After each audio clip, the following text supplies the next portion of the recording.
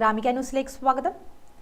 സർക്കാർ നിശ്ചയിച്ച മിനിമം കൂലി അനുവദിക്കണമെന്നാവശ്യപ്പെട്ട് പെട്രോൾ പമ്പ് തൊഴിലാളികളും പാചകവാതക വിതരണ തൊഴിലാളികളും കണ്ണൂർ കലക്ടറേറ്റിലേക്ക് പ്രതിഷേധ മാർച്ച് നടത്തി.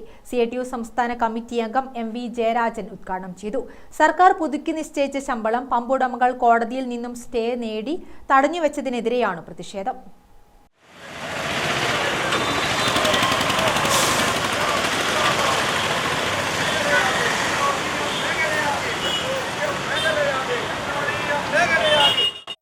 സ്റ്റേഡിയം കോർണറിൽ നിന്നും തൊഴിലാളികൾ പ്രകടനമായാണ് കലക്ടറേറ്റ് മുന്നിലെത്തിയത്.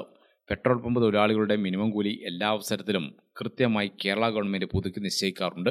കഴിഞ്ഞ 25 വർഷമായി സർക്കാർ പുതുക്കി നിശ്ചയിച്ച ശമ്പളം പെട്രോൾ പമ്പ് ഉടമകൾ ഹൈക്കോടതിയിൽ പോയി സ്റ്റേ വാങ്ങിയത് കാരണം തൊഴിലാളികൾക്ക് ഉടമകൾ നൽകിയിട്ടില്ലെന്ന് MV ജയരാജൻ പറഞ്ഞു.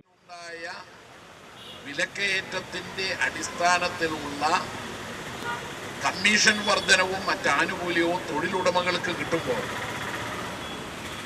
തൊഴിലാളികൾ പിച്ചച്ചട്ടിയിൽ തന്നെ എന്ന നിലയിൽ പോവുകയാണ്. ഇതാണ് ഈ മേഖലയിൽ നടക്കുന്ന ഒരു ക്രൂരത.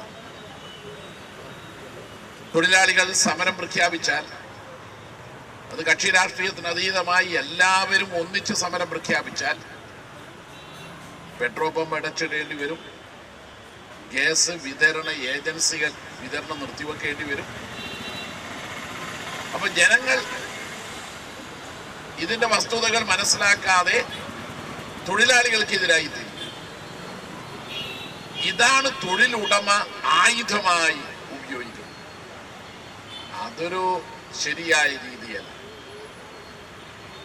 കലക്ടർ പല ഘട്ടങ്ങളിലും ഇടപെട്ടു.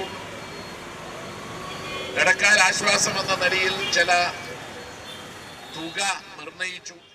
VK ബാബുരാജ് അധ്യക്ഷനായി, A Premarajan, AV Ramendran, P Raghavan, A ചന്ദ്രൻ എന്നിവർ സംസാരിച്ചു. ഗ്രാമിക ന്യൂസ്, കണ്ണൂർ.